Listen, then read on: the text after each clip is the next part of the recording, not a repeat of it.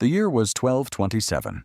A man lay dying in a tent somewhere in northwestern China, his body broken by age and battle. Around him, his generals wept. His empire stretched from the Pacific Ocean to the Caspian Sea. 6,000 miles of conquered land, more than any ruler in human history had ever held.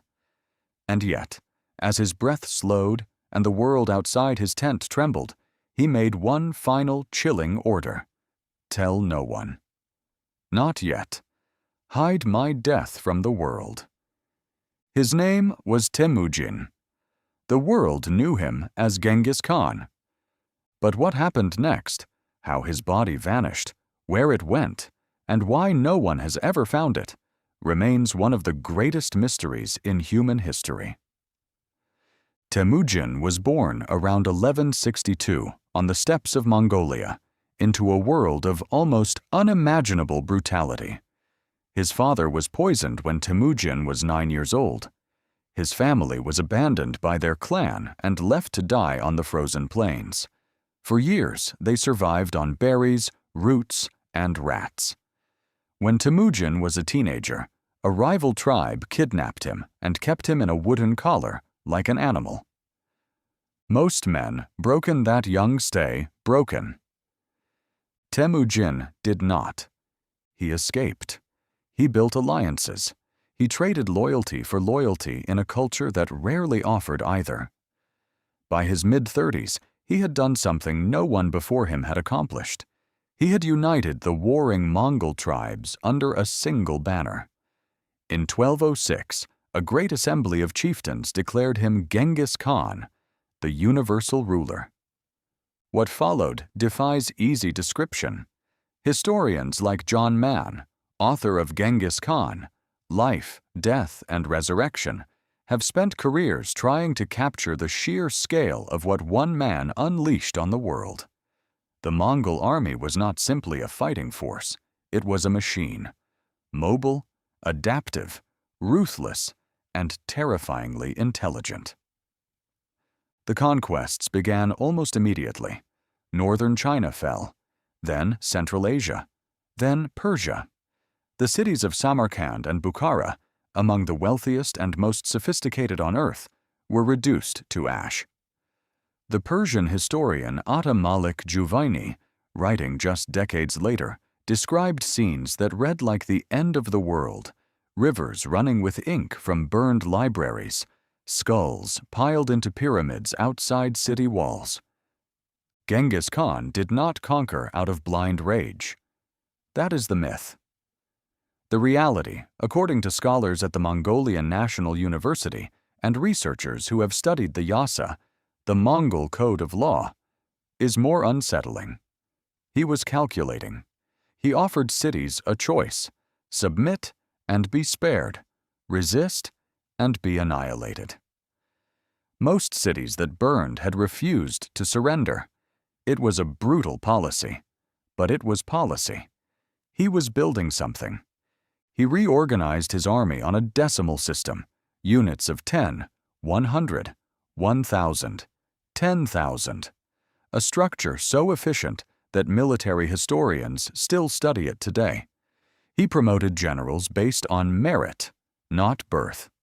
He established the Yam, a postal relay network stretching thousands of miles, faster than any communication system in the medieval world. He granted religious freedom across his empire at a time when Europe was burning heretics. He was, by any measure, a man of extraordinary contradictions, capable of ordering the deaths of millions, capable, too, of creating the conditions for what scholars call the Pax Mongolica, a century of relative peace and trade that allowed goods, ideas, and disease to flow between East and West on a scale never seen before. By 1226, Genghis Khan was in his 60s, ancient by the standards of his world. He had launched what would be his final campaign against the Xixia dynasty of northwestern China. The details of what happened next are blurred by deliberate secrecy. The secret history of the Mongols, the oldest surviving literary work in the Mongolian language, written shortly after his death, records that he fell from his horse during a hunt. Other sources suggest illness. Some historians believe he was wounded in battle.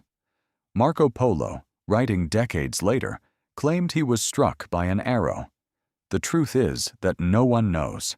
His inner circle made certain of that. What is known is that he died in August 1227, somewhere in what is now the Ningxia region of China, while his army was still in the field. And his final command was precise: keep his death secret until the Xixia had been utterly destroyed. His generals obeyed.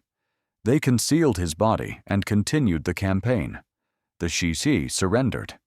And then, only then, did the Mongol army begin the long journey home, carrying their Khan's body back to Mongolia. Everyone they encountered on that journey, every witness, every traveler, every soul who saw the funeral procession, was killed.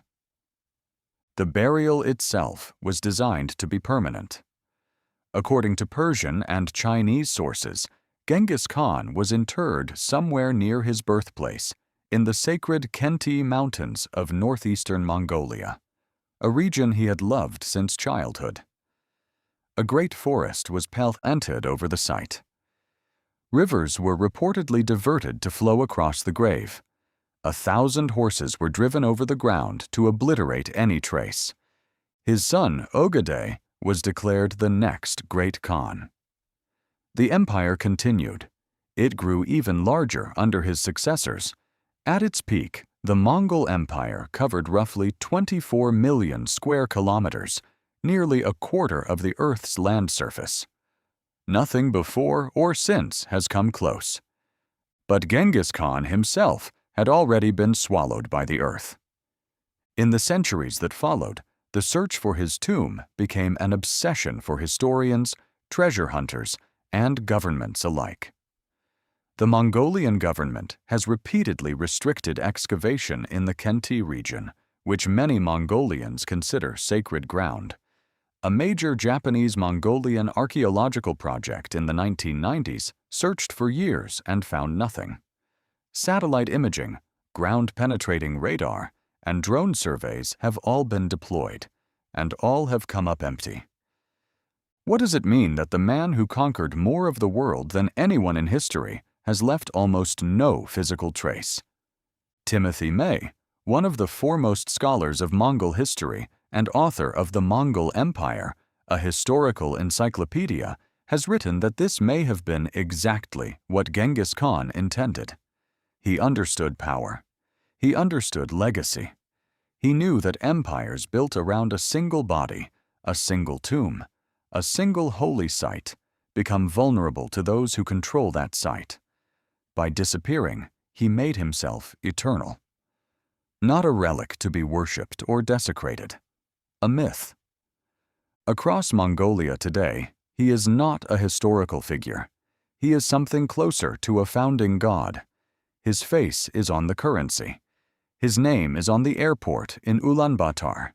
Statues of him rise 40 feet into the steppe sky. The Soviet Union spent decades trying to suppress his memory, and failed. The man who erased himself from the earth could not be erased from the minds of his people. A man lay dying in a tent in 1227, and he gave one final order: hide me. 8 centuries later, no one has found him.